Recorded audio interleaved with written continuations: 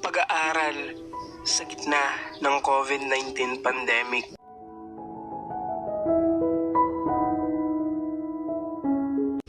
Nang masimula ang bagong yugto nitong pag-aaral at nang magdeklara ang gobyerno ng lockdown sa buong Pinas, halos hindi na nagkikita-kita. Walang pinag-awayan pero isang metrong distansya ang pagitan upang maiwasan ang hawaan. Hindi na muna babalik sa paaralan. Kailan kaya babalik sa dating nakasanayan? Yan ang tanong ng karamihan na hanggang ngayon walang kasagutan.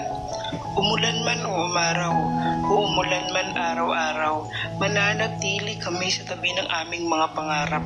Sa ngayon, sarili na muna namin ang iintindihin upang ligtas kapag nawala na ang banta ng pandemyang ito.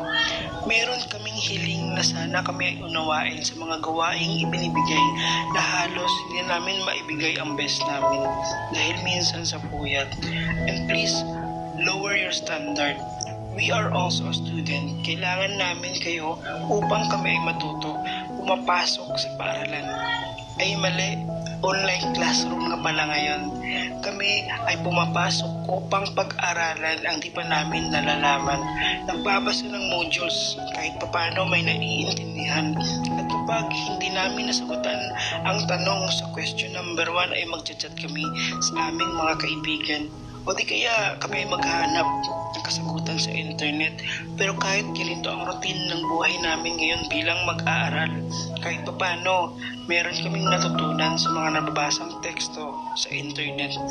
Mga gawain na pinagpupuyatan sapagkat grado ang matinding dahilan. Di ba ganyan naman? Nagpapagalingan. Kung ganyan hindi naman ang usapan, hindi ba pwedeng tayo-tayo na lang ang magtutulungan? Huwag naman sana magunahan. Huwag iwan ang isang miyembro kahit walang ambag sa aktibidad. Sa ganitong sitwasyon kami ay natuto. Naturuan namin ang mga sarili sa leksyon at mas lalong magsumikap. Lahat kami ay nahihirapan sa ganitong sitwasyon. Online class ang inaharap namin ngayon. Nahihirapan ng iba dahil sa mahinang signal sa karating probinsya. Pero kahit papano, natutustusan at nasasabayan ang bagong realidad sa pag-aaral. Sa ngayong panahon, kailangang bumangon at magtuon ng atensyon at magpatuloy sa paglalakad tungo sa pangarap na hinahangad. Hangad namin ngayon ay hindi lamang suporta galing sa aming mga magulang. Dalangin din namin ang mas matibay na suporta galing sa aming mga guro na tagapagturo sa pagtahan nitong bagong landas.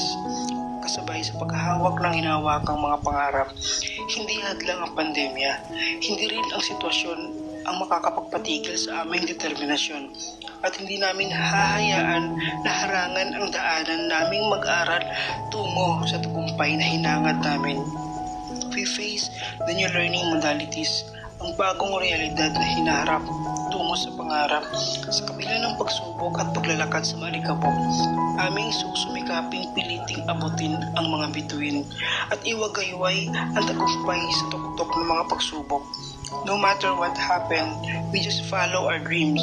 We are the future educators and no one can stop us to reach our dream to become a better teacher in our generation.